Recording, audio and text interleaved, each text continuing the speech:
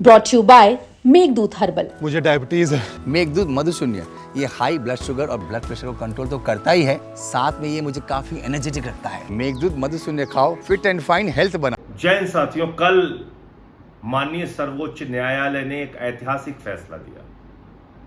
एक ऐसा फैसला जिसने बाबा साहब डॉक्टर भीमराव अंबेडकर जी के द्वारा बनाए गए संविधान की रक्षा करने का काम किया। जब संविधान लिखा जा रहा था, देश का संविधान बनाया जा रहा था, तो बहुत लंबी बहस हुई कि क्या सबको वोट का अधिकार होना चाहिए, क्या सिर्फ पढ़े लिखे लोगों को वोट का अधिकार होना चाहिए, क्या गांव में रहने वाले गरीब अनपढ़ व्यक्ति को वोट का अधिकार होना चाहिए या नहीं होना चाहिए। लेकिन बाबा साहब ने, देश के संविधान ने, हमारे संविधान निर्माताओं ने यह कहा कि इस देश में वोट के मामले में राष्ट्रपति हो या गांव में रहने वाला गरीब आदमी एक बराबर होगा। वोट का अधिकार सबको होगा और सबका वोट एक गिना जाएगा। उस अधिकार को छीनने की कोशिश की गई, उस अधिकार पे डाका डालने की कोशिश की गई, उस अधिकार पे वोट चोरी करने की कोशिश की गई और इसके बहुत सारे साक्ष्य और प्रमाण सामने आए। एसआईआर क्या है? एसआईआर, जिस एसआईआर के तहत 65 लाख लोगों के नाम काट दिए गए, 65 लाख बिहार के मतदाताओं को वोट करने से वंचित किया जाएगा। उनके वोट का अधिकार छीनने की कोशिश की गई चुनाव आयोग के द्वारा। और कैसे की गई? जिंदा लोगों को मरा हुआ साबित कर दिया, मरे हुए लोगों को जिंदा साबित कर दिया। कुत्ते का निवास प्रमाण पत्र बन रहा है बिहार में, ट्रंप का वोट बिहार में बन रहा है। ऐसे हास्यास्पद मामले सामने आए जिसको देख के लोग हैरान हैं कि आखिर ये हो क्या रहा है। और ये कौन सा एसआईआर है जिसमें आप सिर्फ 65 लाख वोट डिलीट करने का काम कर रहे हैं, आप वोट जोड़ने का काम नहीं कर रहे हैं। इसका मतलब आपकी मंशा है टारगेट करके उन वोटों को काटना जो विपक्ष को जाता है, जिससे भारतीय जनता पार्टी और उनके गठबंधन को, जेडीयू को नुकसान हो सकता है। इसका तो साफ मतलब यही है, क्योंकि अगर आप कह रहे हैं कि यह गहन पुनरीक्षण है मतदाता सूची की, तो उसमें नाम कटने भी चाहिए और नाम जुड़ने भी चाहिए। आपने तो एक वोट भी नहीं जोड़ा, आपने तो सिर्फ 65 लाख वोट काट दिए, सीधे सीधे काट दिए। और इस पर कल माननीय सर्वोच्च न्यायालय ने कहा कि वो 65 लाख नाम कौन से हैं, आपने क्यों काटे हैं, क्या उसका आधार है, इसको सार्वजनिक कीजिए। चुनाव आयोग ने बहुत सारे बहाने किए, भारतीय जनता पार्टी लगातार उनके पक्ष में खड़ी है। तो ये तो चोर चोर मौसेदे भाई का गठबंधन हो गया। चुनाव आयोग की चोरी में भारतीय जनता पार्टी वाले उनके साथ क्यों खड़े हैं? इसका मतलब भारतीय जनता पार्टी के इशारे पर चुनाव आयोग की यह चोरी चल रही थी, उनके इशारे पे ये सब कुछ हो रहा था। कह रहे हैं हम नहीं बताएंगे हमने क्यों आपका नाम काटा है, हम नहीं बताएंगे कि 65 लाख वोट हमने क्यों काट दिए। उसके काटने का आधार क्या है? माननीय सर्वोच्च न्यायालय ने कहा उन 65 लाख वोटों के बारे में जानकारी सार्वजनिक कीजिए, ब्लॉक लेवल पे भी सार्वजनिक कीजिए, बूथ लेवल पे भी सार्वजनिक कीजिए, सारा डेटा आप ऑनलाइन कीजिए जिससे कोई भी आदमी सर्च कर सके, जान सके, देख सके उसका नाम जुड़ा है, कटा है तो क्यों कटा है। और इसमें तो जुड़ने का सवाल नहीं, कटा है।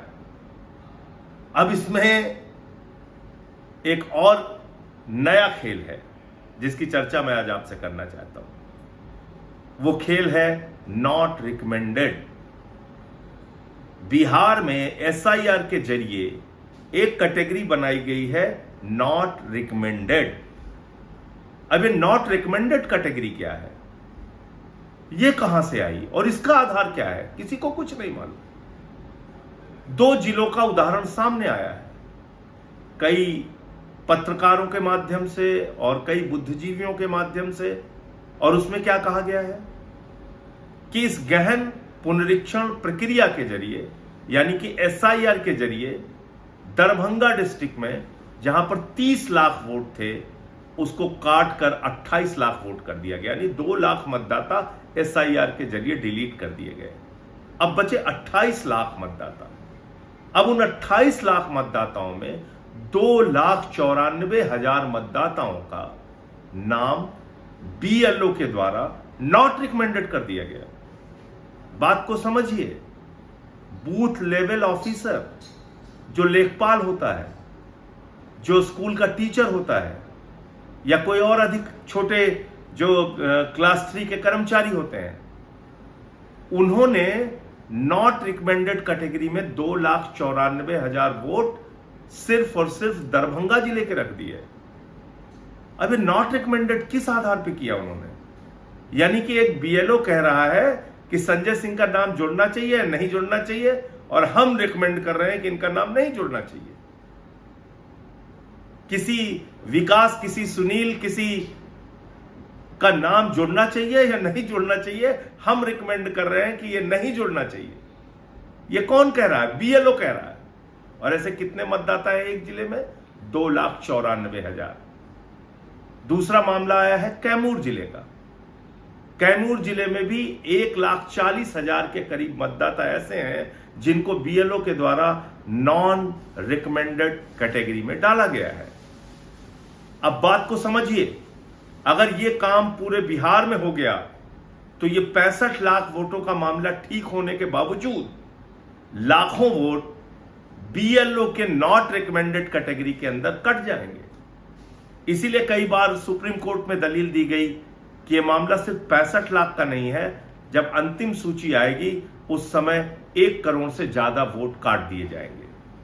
और ये इसी आधार पर कहा जा रहा है, एक जिले में 10%, 12% वोट अगर नॉट रिकमेंडेड कैटेगरी के अंदर कट गए तो फिर तो बिहार के चुनाव का कोई मतलब नहीं बचता। और मैं समझता हूं कि माननीय सर्वोच्च न्यायालय इस बात का संज्ञान जरूर लेगा और सभी पॉलिटिकल पार्टीज जो इस मुद्दे को उठा रही हैं, एसआईआर का विरोध कर रही हैं और जिस प्रक्रिया के तहत लोगों के नाम काटे जा रहे हैं मनमाने ढंग से, उस पर आवाज उठा रही हैं, उनको अभी बहुत लड़ाई लड़नी है। अभी आधी लड़ाई जीती गई है, आधी लड़ाई बाकी है। और आप कह सकते हैं कि आधे से ज्यादा लड़ाई बाकी है, क्योंकि ये नॉट रिकमेंडेड कैटेगरी कहां से आई और बीएलओ कैसे इसको नॉट रिकमेंडेड कर रहा है, ये तो किसी को पता नहीं। चुनाव आयोग बताने को तैयार नहीं। हम लोगों ने कभी भी सुना नहीं, जाना नहीं कि ये कौन सी कैटेगरी आ गई जो बीएलओ अपने आधार पे, अपने अधिकार के तहत नॉट रिकमेंडेड कर रहा है वोटर्स को। कहीं ये वो वोट तो नहीं जो दलितों के हैं, पिछड़ों के हैं, शोषितों के हैं, जो अपना वोट दोबारा बनवा नहीं सकते, जो ज्यादातर वोट विपक्ष के खाते में जाते हैं। कहीं ऐसे वोट तो टारगेट करके नहीं काटे गए, क्योंकि हमने दिल्ली में देखा अरविंद केजरीवाल जी की कॉन्स्टिट्यूएंसी में 42,000 वोट चुनाव शुरू होने से पहले डिलीट कर दिए गए और फिर वो नाम नहीं जुड़ पाए और केजरीवाल जी 4,000 वोटों से हार गए चुनाव और 42,000 वोट उनके यहां काट दिया गया। उनके ही विधानसभा क्षेत्र में एक केंद्रीय मंत्री के घर में मैंने स्वयं पकड़ा था और सार्वजनिक किया था, 33 vote, 35 vote, 22 vote, 25 vote, 15 vote ऐसे जुड़े थे, जिनके कोई पते एग्जिस्ट नहीं करते थे। ऐसे पतों पे 55 वोट जोड़े गए, कहीं गुमटी के पते पे, कहीं किसी जगह पे। इस प्रकार से वोट जोड़ के घपला किया गया दिल्ली के अंदर, बड़े पैमाने पे घपला किया गया। 14 कॉन्स्टिट्यूएंसीज में हमने पूरा चुनाव आयोग को एक आंकड़ा दिया था जिसमें हजारों हजार वोट भारतीय जनता पार्टी के कार्यकर्ताओं ने कटवाने के लिए एप्लीकेशन दी थी।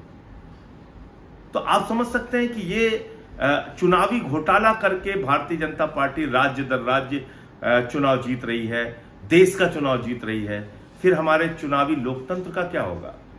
फिर हमारे वोट के अधिकार का क्या होगा? फिर इस देश के संविधान का क्या होगा? फिर तो सरकारें मनमाने ढंग से भारतीय जनता पार्टी की बनती जाएंगी, उनके गठबंधन की बनती जाएंगी। तो इसलिए अभी आधी लड़ाई माननीय सर्वोच्च न्यायालय के फैसले के कारण जीती गई है, जिसमें आधार को माना गया है कि अपना कार्ड दिखा के, आधार कार्ड दिखा के कोई भी अपने वोट जुड़वा सकता है।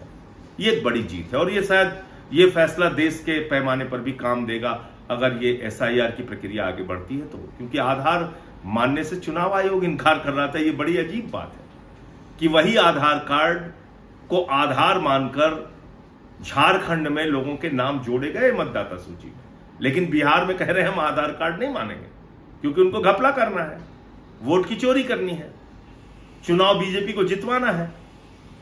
तो इसलिए ये अभी आधी लड़ाई जीती गई है, आधी लड़ाई अभी और बाकी है। वोट चोरों को छोड़ना नहीं है, वोट चोरों के खिलाफ आवाज बुलंदी के साथ उठाते रहना है। जय हिंद, इंकलाब जिंदाबाद।